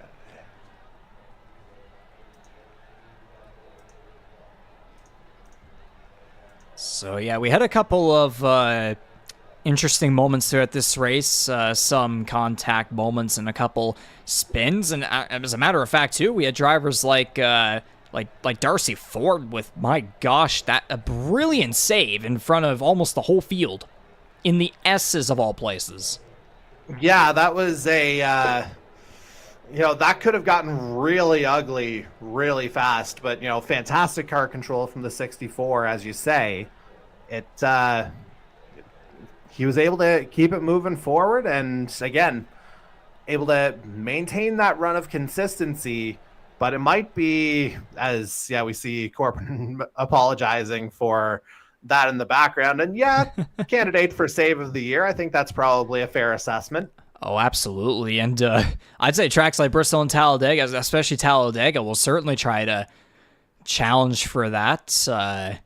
Man, I'm getting those vivid memories, flashbacks to last year's Talladega race of cars trying to block and everything, and saves trying to happen, but then instead it's just cars turning each other because of the fast speeds and everything. There's just no time to save or make another decision or anything like that. But anyways, let's try to have a word here with Jordan Kalinian, and Jordy, you can go ahead and keep doing what you're doing, and if you come up with anything, then feel free to let me know.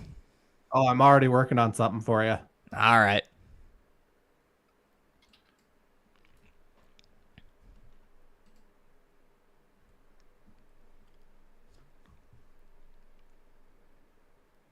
Jordan Kalinian, this is Regan up here in the booth. You got a copy? I've got you, Regan. All right, buddy. You are the winner of the Rampage Coffee Co. 110 here at Watkins Glen International, the round of 12 finale in the 5th annual Earl Ross Cup Playoffs. It seemed like the win back at Darlington wasn't enough. You came out here and you put on another show here once again, although maybe this time around, midway through, again, you had a bit of adversity to deal with after that speeding penalty there coming down pit road, a bit of a bump from behind, but you were still able to come back around and get quite a ways ahead of the 32 of Charlie Sears for a somewhat dominant win, we can say. I mean, judging by overall pace throughout tonight, absolutely. And I mean, hey, you're going home too, not only with the round of 12 sweep, but also with a free coffee bundle from Rampage Coffee Co. How's that feel? Yeah, that was an interesting one for sure. Stage one started off and we're going pretty good, just kind of finding my line and keeping it clean. And then we got to the pit stops at the end of stage one, and Corbin gave me a pretty good whoop onto the pit and ended up speeding by quite a bit. So after that was able to play some good strategy in stage two and give up the stage points there to be able to cycle back to the lead. And from there, the car had some kind of damage to it, and it was getting really loose in the center of the corner after that bump. So it was just kind of managing the damage and trying to pull the gaps that the extra fuel I would need wouldn't make me take too long on pit road. Absolutely. And now, what was I thinking of? Oh, yeah. In that second stage, at the start of the second stage, when you had to go all the way to the back of the field because of that penalty, and then there was all that calamity in front of you, and you still made it up to the top 10. I bet that whole little sequence right there for about a lap or so might have been a little bit stressful, but it looks like it didn't affect you whatsoever. Yeah, it definitely got stressful there. I knew going into the stage that I was going to be trying to split the stage there like that, so plan was really just to keep it clean and try not to get caught up in any wrecks if they were to happen. For the most part, everybody kept it pretty clean and kept it straight, but there were those couple incidents we had to get through. Was able to do that and able to get the win. Got a question here from Jordy, which goes back to your win at Darlington. Did having the win from Darlington last week make it a little easier to opt for the call to tonight make the pit stop late in stage 2 and play the long game? Definitely. Being locked into the next round made it so I could do a lot of different strategies that some of the other guys might not be able to, trying to race for the points. So that was definitely an option that was opened up to me by the win at Darlington last week. And he adds on as well that you're the first driver to win 3 straight since Corbin at the start of last season and on 3 different track types. What's been the biggest key to your overall consistency at this point of the season? definitely able to find the speed now, a little bit more confidence after getting those first couple wins. Yeah, so just getting that confidence and upping the pressure a little bit for the playoffs and being able to get it done. And now your reward for all of this, even though technically you already got it back a week earlier at Darlington, of course, your reward is onto the round of 10 at Bristol and Talladega. When you hear those names, what do you think? What are your expectations going into this next round? And how is it different compared to what you experienced here in the round of 12 at Darlington and Watkins Glen? Yeah, Darlington and Watkins Glen, they really kind of space out, just let you kind of race the racetrack. Going into Bristol, contact's kind of inevitable there, so looking to have a good run there and hopefully make Talladega not so big of a deal. Getting to Talladega is really a little bit of skill, but a lot of luck to make sure you're not in the wrecks. And so if we can go to Talladega with as many points as possible, or even the win, that'll definitely help our chances.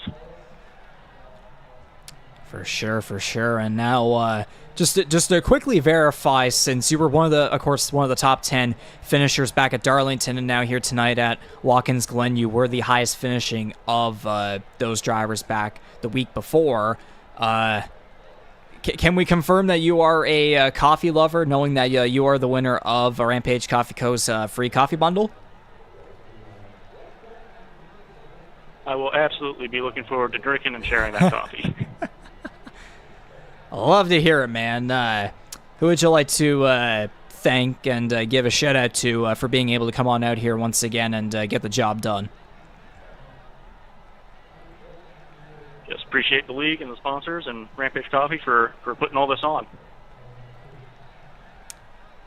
Indeed, we certainly thank everybody as well. That was the number 0 of Jordan Kalinian out of Salisbury, North Carolina, getting his 6th win of the season. He continues to have an outstanding run here in his first year in the Canadian eMotorsports Network NASCAR Series, powered by Kyle's Fried Chicken and Barbecue. The 4th annual Rampage Coffee Co. 110 at Watkins Glen goes to Jordan Kalinian. Kalinian, round of 12 sweep. Congratulations, and we'll see you in the round of 10 for some chaos, mayhem, whatever term you want to use at Bristol and Talladega. Congrats and best of luck.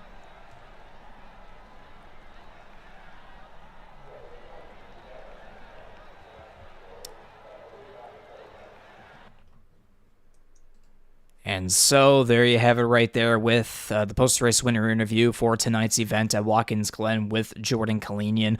Let's toggle the unofficial results, which it looks like for a couple weeks now we've been able to have the numbers all align perfectly. But, of course, Kalinian getting the win. Charlie Sears with the second place finish with the Devil's number +1. Yeah, fair enough.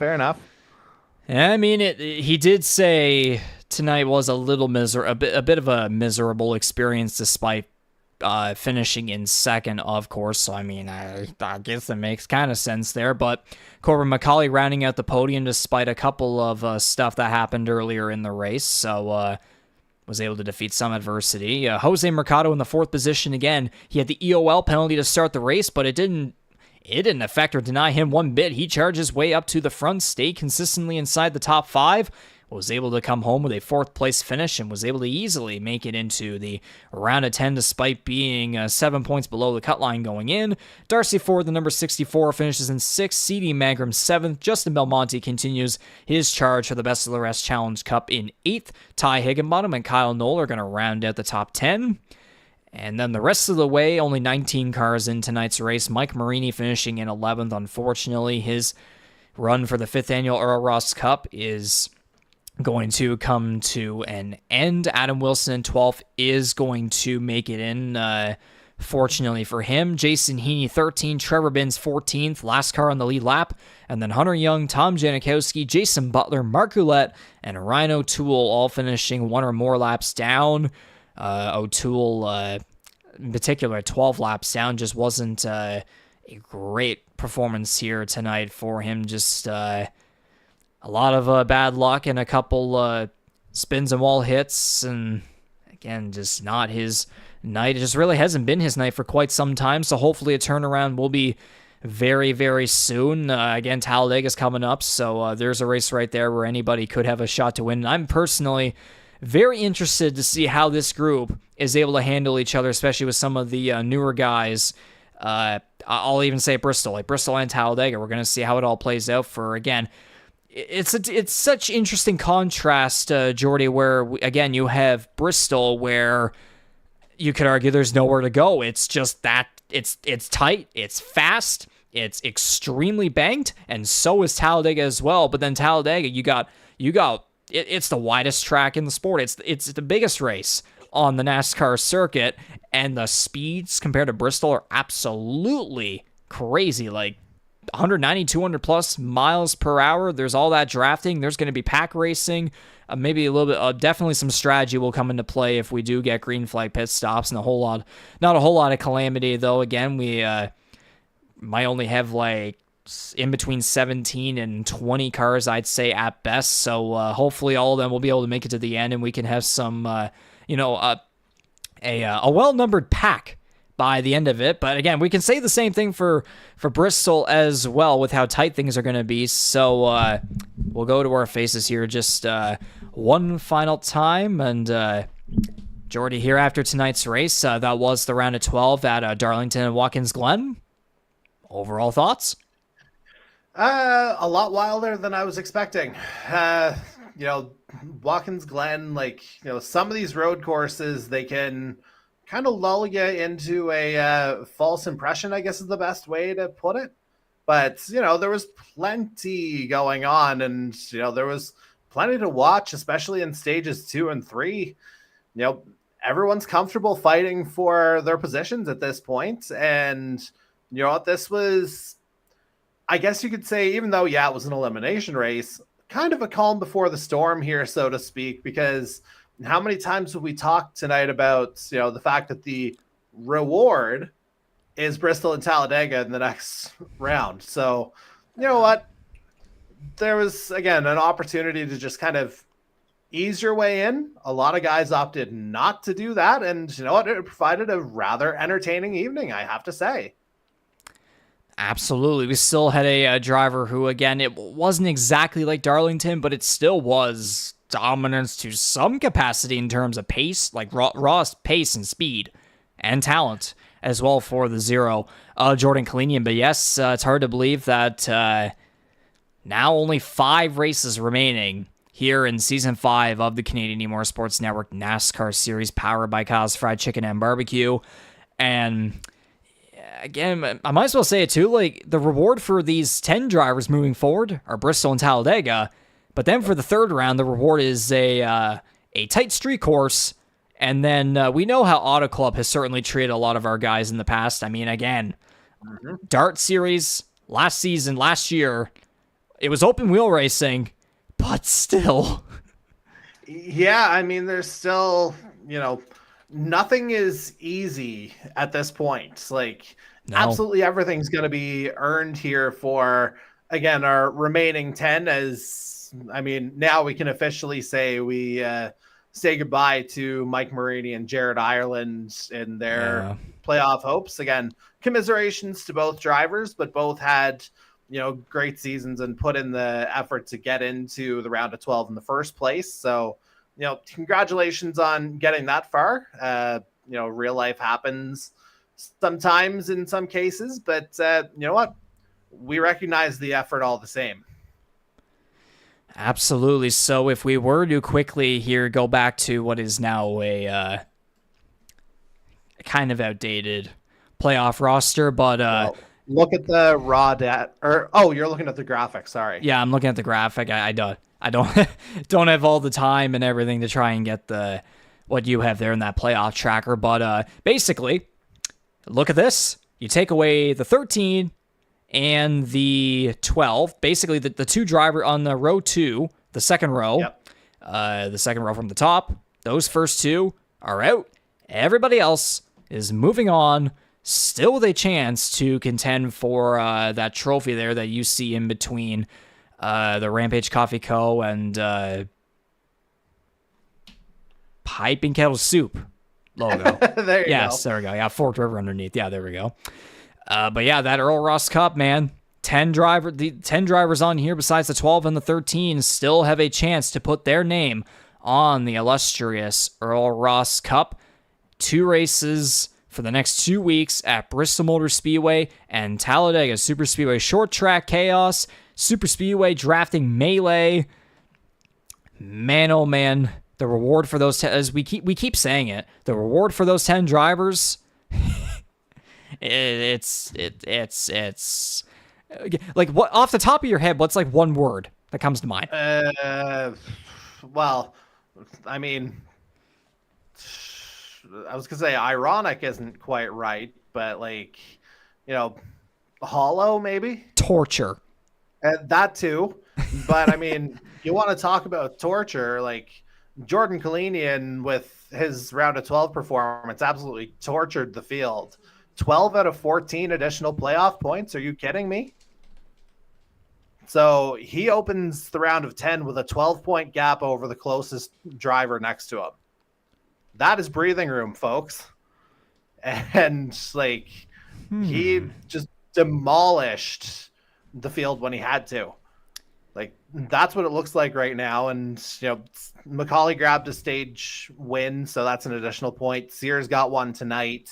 So a little bit of movement there, but yeah, Jordan Kalinian has absolutely stated his intent.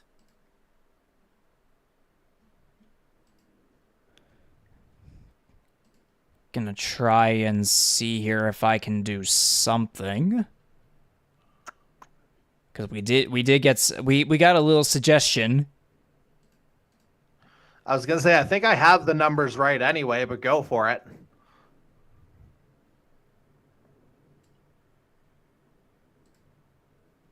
Sure.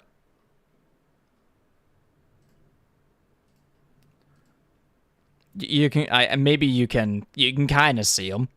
Kind of. Like you get the idea. Like those are the end of round of 12 numbers. The numbers I was giving you were the round of 10 resets because I've already worked those in. So yeah, Kalinian will go into Bristol next week already plus 12 over Corbin McCauley. Just to give you an idea, again, the dominance of these last 2 weeks, that gap was plus 1 at the start of the playoffs. So yeah, top 2 do not change. Magram goes +2, Higginbottom -1, Andy Hurdle and Charlie Sears making like incredible, both making +4. Moving up +4 in the standings. Adam Wilson, Kyle Knoll falling spots, but they still maintain in the top 10. Jose Mercado makes it in, but looks to be by +10. And then Jared Ireland is going to fall short by -11 because he didn't make it here tonight. And just, man, oh man, just such unfortunate circumstances for the number 13. I mean, again, we were talking about going into the playoffs that Jared Ireland, without that win in Kansas, because he had a couple of absences. He was on like a 3 or 4 week break during the regular season, and just how inconsistent he was. Without that win, he was more than likely not going to make the playoffs on points. So, like, theoretically, we are in that situation right now. It's just it's so hard. It hurts to see because we saw that fresh reset that he needed back at Darlington last week, and he finished in 3rd after qualifying 6th. It was a hell of a run, but man, oh man, the one race that he, unfortunately, it was out of his control to miss. It hurts him in the end. It's the end of the championship pursuit there for the 13, and we know the kind of driver he is. We know he's not going to hang it up for the next 5 weeks. We'll see him back here soon enough. Yeah, just cruel circumstances here tonight, it has to be said. But you know what? As I said earlier, the guy, he showed, the talent, as you say, maybe not the most consistent all the time, but, the guy's, capable when it matters. So, yes. Unfortunate to see him drop at this point, but there's only so many spots, and we're talking about a member of last year's championship 4. See you later. Yeah, and then you got someone like Justin Belmonte, who right now is going for the best of the rest challenge. Like, Jared Ireland and Justin Belmonte in last year's first year driver class, those were the top two best by far. And yet, both of them are not in the or Belmonte didn't even make the playoffs. Ireland's now out. And then you got Kyle Knoll still in. Yeah, and Knoll comes into the round of 10 as the number 10 seed with the reset points. So he'll come in 2 back of our resident bubble boy, Darcy Ford, in 8th. So, yeah, it's Ford at 3004, Mercado 3003, Knoll 3002. That's 8, 9, 10 to begin next week. Yeah, seeing a comment there behind the scenes, jumping 4 spots in the standings just from Watkins Glen alone. I mean, hey, I guess that's what happens from, a guy with the road course prowess, as we kept talking about there during the race, and Andy Hurdle. So, Again, if we were to go back to this playoff roster, which again, take out the 12 and the 13, when you look at the other 10 drivers that are in, Jordy, for Bristol and Talladega, like there's talk of where there's drivers where on paper, like, you have to have them advance to the next round, but at the same time, there's those little feelings where, because it's Bristol and Talladega, you hear those names, like there's going to be 2 drivers that more than likely are going to go home when they don't deserve to. I mean, at this point, I think that's a given. At this point, like, you see the talent 1 through 10 here in terms of our remaining drivers. You mentioned it earlier. Every one of them has a shot every given week. Nobody's afraid to, make the strategy calls to advance themselves up the field. Every trick is going to come out of the book here over the next couple of weeks to try and make a difference, because let's face it, you don't really have another option at this point.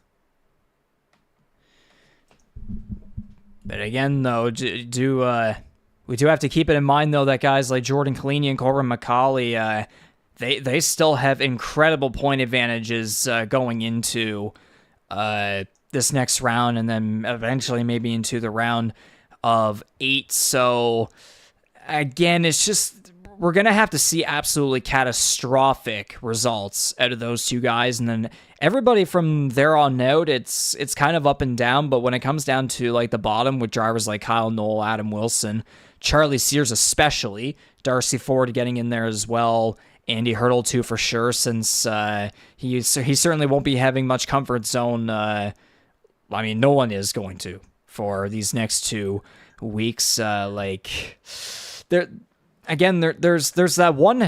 one side where it's like there's guys that very easily could win for sure. Like, you got Jordan Kalini and Corbin McCauley, C.D. Megram, even Ty Higginbottom in there as well. There's a group right there that on paper should be contenders.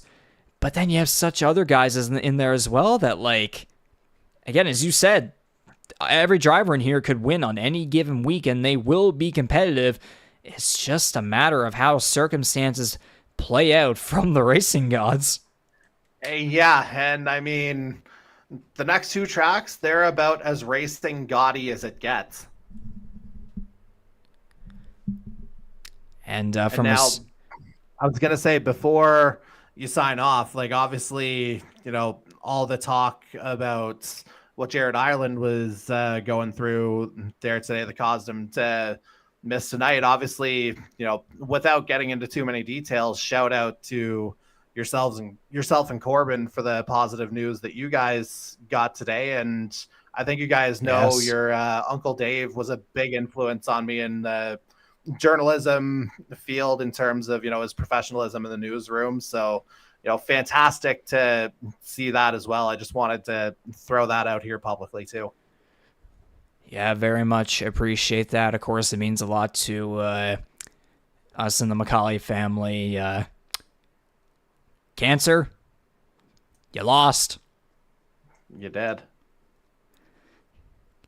Mama kicked cancer's ass. That's the way we can end off this live broadcast here tonight at Canadian eMotorsports Network NASCAR Series powered by Kyle's Fried Chicken and Barbecue action. The number 00 of Jordan Kalenia making the round of 12 sweep in the Rampage Coffee Co 110 at Watkins Glen International. So that was round 17 of 22 and the round of 12 finale. 10 drivers moving on, 2 drivers going home.